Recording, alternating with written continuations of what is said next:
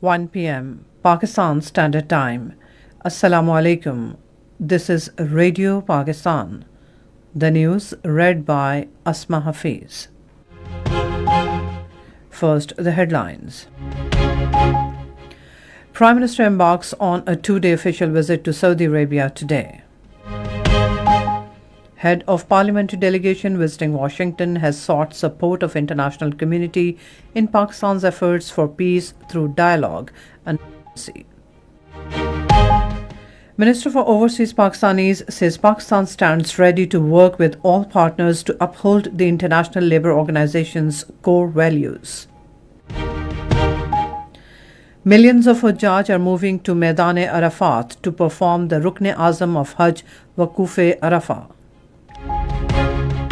And now the news in detail. Prime Minister Mohammad Shehbaz Sharif undertakes a two-day official visit to Saudi Arabia today. A high-level delegation will also be accompanying him. During the visit, the Prime Minister will meet with Crown Prince Mohammed bin Salman bin Abdulaziz Al Saud. The Prime Minister will also express gratitude to the Saudi leadership for its constructive role in de-escalating the recent Pakistan-India conflict.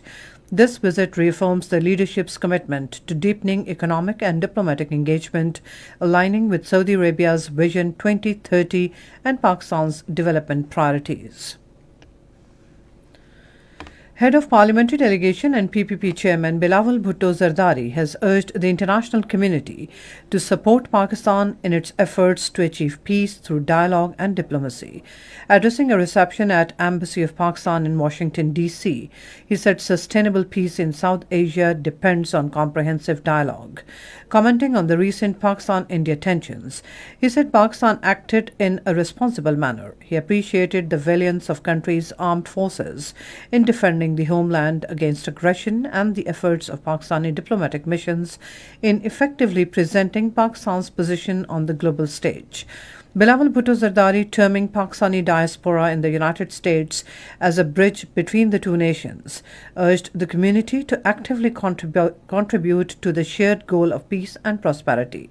Pakistan's parliamentary delegation has also held a series of significant meetings with the members of the U.S. Congress on the Capitol Hill. Bilawal Bhutto in those meetings briefed the U.S. Congress members on unilateral suspension of Indus Waters Treaty by India, declaring it a clear breach of international law. Welcoming Pakistan delegation, members of Congress reiterated the U.S. support for the people of Pakistan and its commitment to aiding the country's economic development. Minister for Overseas Pakistanis and Human Resource Development Chaudhry Salik Hussain has said Pakistan stands ready to work with all partners to uphold the International Labour Organization's core values, safeguard workers' rights and build a future rooted in dignity, fairness and shared prosperity. Addressing the 113th session of International Labour Conference in Geneva, he reiterated Pakistan's commitment to supporting the International Labour Organization in advancing the global implementation of labour standards.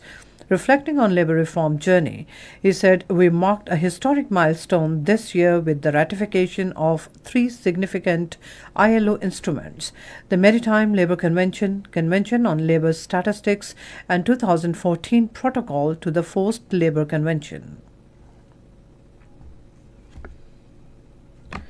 Pakistan has been appointed to several important subsidiary bodies of United Nations Security Council. Pakistan will serve as chair of the UN Security Council Committee, which monitors sanctions measures against the Taliban. Additionally, Pakistan has been named vice chair of the Counterterrorism Committee, tasked with overseeing implementation of resolution concerning international counterterrorism efforts.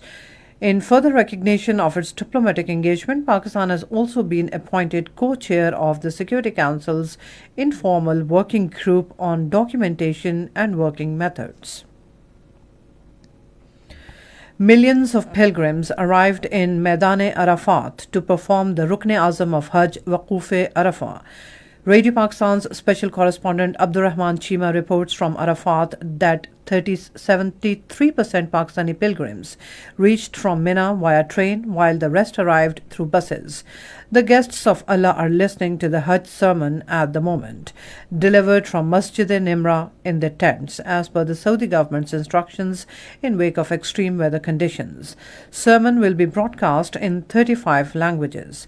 The Hujjaj will offer Zohar and Asr prayers together and stay in Arafat, spending the entire day in praying. After sunset, they will leave for Muzdalifah, where they will offer Maghrib and Isha prayers together and spend the night under open sky. Radio Pakistan, in its national hookup at 13:05 hours today, will broadcast live Khutbah Hajj. And that's all from the newsroom. For more news and analyses, log on to our website radio.gov.pk and also watch live video streaming of our bulletins on the link facebook.com/Radio Pakistan News Official.